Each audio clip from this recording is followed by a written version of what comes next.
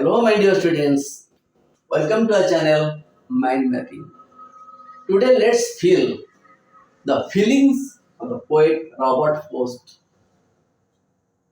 What he describes, what he narrates in his poem Fire and Ice. Let's start. So, there are two stanzas. Let me read first.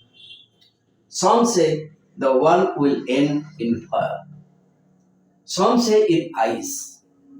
From what I have tasted of desire, I hold with those who favor fire. Second, but if it had to perish twice, I think I know enough of hate to say that for destruction of ice is also great and would suffice. Let's discuss two stanza on the basis of these points. What does the poet feel? The poet feels to see destructive nature of human beings. What are they? So these are two destructive nature.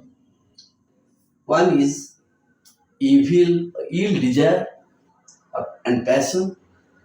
Another is hatredness and selfishness. And these two evil, destructive human nature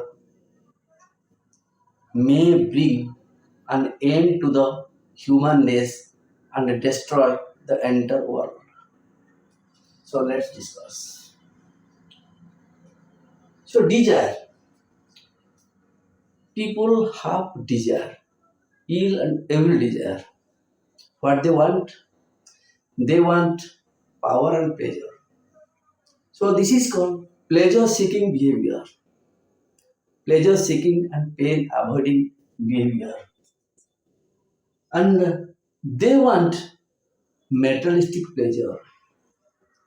So, and that pleasure is not permanent, not eternal, it is temporary pleasure. It leads to violent action, bloodshed, agitation, and greediness, anger, anguish, etc. So, here the poet say that some say the world will end in fire. So now, the evil nature of the human being desire is compared with fire. You know, fire can engulf the whole world in twinkle of an eye. So, fire is a powerful weapon to destroy the entire world. You consider an atom bomb can cause a large scale devastation within twinkle of an eye. Consider a matchstick. It contains potent energy, and that energy dust. It will destroy the whole world. So the desire is the flames of fire. So it spreads like wildfire. So it is the external nature, external evil or ill nature of human beings. The poet compares the desire, the human desire or ill desire with the violent action of fire. So many people they say the fire is the weapon to destroy the world and the human race, the mankind. The poet agrees to them. The poet has experienced, has tested the ill desires of human beings. So he agrees with them. For the second case, some people say ice is another instrument, another weapon that would cause or that will bring an end to the that will bring an end to the humanness and the entire world. So, what action or what nature the poet feels, the poet visualizes, the poet observes, that is the hidden nature, that is the silent nature of human beings. That the poet observes, the poet calls, the poet narrates, that is heartedness, a selfishness, a greediness, cruelty of the human beings. So these are silent nature of the human beings. And as for natural phenomenon, it is a slow process. Let's take an example. When water freezes, it takes time. So it is a slow process. But when a paper burns, it burns quickly. It is a violent and quick process. This is the external behavior that leads to destruction. But this is the hidden, internal or intrinsic behavior or nature of the human beings. That also cause, that also lead to destruction of the mankind, of the human being, of the entire globe, of the entire world. Okay, you see.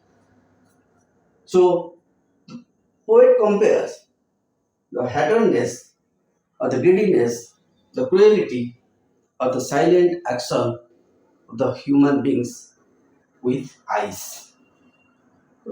So one day the eyes will engulf, the eyes will freeze the whole world.